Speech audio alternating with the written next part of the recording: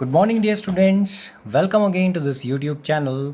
और जैसा कि आप लोग जानते हैं, हम गुडविल के वैल्यूएशन के मेथड्स पढ़ रहे थे। तो आज की वीडियो में हम बात करने वाले हैं कैपिटलाइजेशन मेथड की। एंड कैपिटलाइजेशन मेथड जो है उसमें दो मेथड्स यानी दो टाइप के मेथड्स हैं जो कैपिटलाइजेशन में आते हैं। First one is capitalisation of average profit method and second one is capitalisation of super profit method. So watch this video till end and clear all your concepts related with the valuation of goodwill through capitalization method. तो सबसे पहले हम बात करेंगे capitalisation of average profits की। And again step by step हम ये समझेंगे कि कैसे हम इस क्वेश्चन को सॉल्व करेंगे अगर हमें कैपिटलाइजेशन ऑफ एवरेज प्रॉफिट के थ्रू गुडविल कैलकुलेट करनी हो। So in first step calculate the actual profit for the year. जो आपका एक्चुअल प्रॉफिट है ईयर का वो आपको कैलकुलेट करना है। और ये कैसे कैलकुलेट होता है ये हम इससे पहले वीडियोस में बात कर चुके हैं, तो जिन्होंने वो वीडियोस नहीं देखी है वो उन वीडियोस को देखें एंड देन ये कॉन्सेप्ट उनको अच्छे से क्लियर हो जाएगा कि कैसे actual profit for the year calculate किया जाता है। Then moving on to step 2। So next step में हम कैलकुलेट करेंगे average profit. Average profit calculate करने का फॉर्मूला जो है वो टोटल एक्चुअल प्रॉफिट या फिर आपका टोटल बिजनेस जो नॉर्मल बिजनेस प्रॉफिट है वो भी इसको बोलते हैं, divided by number of years. यानी सपोज अगर 5 ईयर्स का प्रॉफिट है तो डिवाइडेड बाय 5, 6 ईयर का है तो डिवाइडेड बाय 6। तो इससे आपको मिलेगा average profit. In next step that is step 3, will calculate the capitalised value of average profit. यानी आपको कैपिटलाइज्ड वैल्यू निकालनी है एवरेज प्रॉफिट की और उसका जो फॉर्मूला होगा वो होता है आपका average profits into 100 upon normal rate of return. So as you can see this formula, ये नीचे यहाँ पे मैंने इसको लिखा हुआ है कि जो कैपिटलाइज्ड वैल्यू निकलेगी वो इस फॉर्मूले के थ्रू निकलेगी। आप एवरेज प्रॉफिट का कैपिटलाइजेशन कर रहे हैं तो average profit into 100 upon NRR। NRR का मतलब है normal rate of return.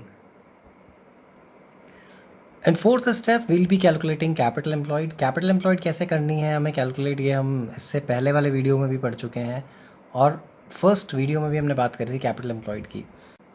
So capital employed निकालने का फॉर्मूला होता है, एक फॉर्मूला है total assets minus current liability, एक फॉर्मूला है टोटल एसेट्स माइनस लाइबिलिटी। और इन केस अगर आपको पार्टनर्स कैपिटल एंड रिजर्व दिए हों और आपके पास कोई और इन्फॉर्मेशन ना हो तो आप उनको ऐड करके भी कैलकुलेट कर सकते हैं कैपिटल एम्प्लॉयड की वैल्यू। एंड डिटेल में जानने के लिए आप फर्स्ट वीडियोज़ का देख सकते हैं जहाँ पर हमने गुडविल की बात करी थी और एवरेज प्रॉफिट मेथड हमने पढ़ा था कि कैसे एवरेज प्रॉफिट मेथड को यूज़ किया जाता है। तो वहाँ पर भी जब सुपर प्रॉफिट मेथड का केस आया था तो वहाँ पर हमने जाना था कि आखिर जो कैपिटल एम्प्लॉयड होती है वो क्या है और कैपिटल एम्प्लॉयड कैसे कैलकुलेट की जा सकती है। So in our next step that is the fifth step और ये लास्ट स्टेप है इस प्रोसेस की। यहाँ पर आप कैलकुलेट करेंगे गुडविल और गुडविल कैलकुलेट करने का जो फॉर्मूला है वो है capitalised value of average profit minus capital employed. यानी कि आपकी जो कैपिटलाइज्ड वैल्यू है एवरेज प्रॉफिट की आपने जो कैलकुलेट करी थी अभी स्टेप 3 में, उसमें से आपको कैपिटल एम्प्लॉयड को माइनस करना है। जैसे ही आप उसे माइनस करेंगे आपको गुडविल मिलेगी। Again the point which is to be noted is that कि ये जो गुडविल कैलकुलेट होगी ये पूरी फर्म की गुडविल है और आप ये आगे समझेंगे कि आखिर पूरी फर्म की गुडविल क्या है या पर्टिकुलरली एक पार्टनर लेके आ रहा है वो क्या है। अब हम बात करते हैं capitalization of super profit method की। As I told you earlier कि जो कैपिटलाइजेशन मेथड है उसके दो पार्ट हैं, कैपिटलाइजेशन ऑफ एवरेज प्रॉफिट जो अभी हमने पढ़ा एंड दूसरा है कैपिटलाइजेशन ऑफ सुपर प्रॉफिट। तो सुपर प्रॉफिट के थ्रू अगर हमें कैलकुलेट करना होगा गुडविल को कैपिटलाइज करके तो हम कैसे कैलकुलेट करेंगे ये हम स्टेप्स के थ्रू समझते हैं।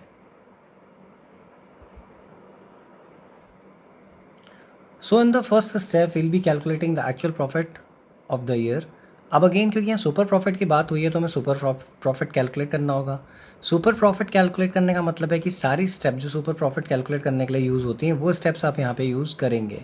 तो सबसे पहली चीज़ आप एक्चुअल प्रॉफिट कैलकुलेट करेंगे। नॉर्मली क्वेश्चन में दिया होता है अगर कोई एडजस्टमेंट नहीं दिया तो वही आपका एक्चुअल प्रॉफिट होगा।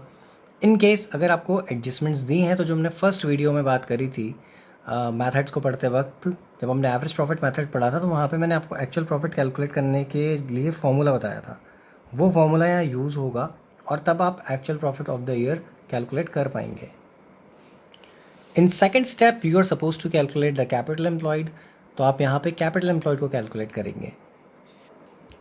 सो in third step we are going to calculate the normal profit और इसके लिए जो फॉर्मूला हम यूज़ करते हैं वो है normal profit is equal to capital employed into normal rate of return upon 100। आपको क्वेश्चन में नॉर्मल रेट ऑफ रिटर्न दिया होगा उसको आप यूज़ करेंगे और उसके बेसिस पे आप नॉर्मल प्रॉफिट कैलकुलेट करेंगे। Moving on to next step यानी स्टेप 4, यहाँ पर आप सुपर प्रॉफिट कैलकुलेट करेंगे जिसका फॉर्मूला होता है actual profit minus normal profit, यानी एक्चुअल में से जब आप नॉर्मल को माइनस करेंगे then you will get super profit. अब अगर हम बात करें लास्ट स्टेप की, दैट इज़ स्टेप 5, तो यहाँ पर होगी कैलकुलेट गुडविल, और गुडविल कैलकुलेट करने का फॉर्मूला है super profit into 100 upon NRR, यानी जस्ट आपने जो फॉर्मूला यूज़ किया था कैपिटलाइज्ड वैल्यू एवरेज प्रॉफिट के निकालने के लिए, तो वहाँ पर सुपर प्रॉफिट की जगह एवरेज प्रॉफिट था, यहाँ पर सुपर प्रॉफिट है, इंटू 100 अपॉन NRR करेंगे आपको सीधे गुडविल मिल जाएगी।